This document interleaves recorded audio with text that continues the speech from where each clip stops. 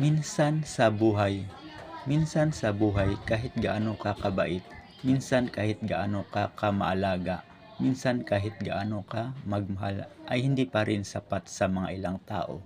Lagi mong tatandaan na kapag malinis ang intensyon mo, walang mawawala sa iyo. Sinasayang ka nila. Pakinggan mo ang verse na ito. Ang taong nakikinig kapag tinuturuan ay uunlad. At ang taong naniniwala sa Panginoon ay mapalad. Ang marunong ay kinikilalang may mag-unawa. At kung siya'y magaling magsalita, maraming matuto sa kanya. Kapag may karunungan ka, buhay mo bubuti at hahaba.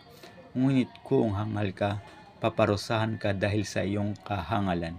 Ang taong marunong mag-iingat sa kanyang mga sinasabi, kaya natuto ang iba sa kanya. Ang matatamis na salita ay parang pulot-kyutan na nakakapagsaya at nakakapagpasiglahin ng katawan. Kawikaan chapter 16 verse 21 to 24.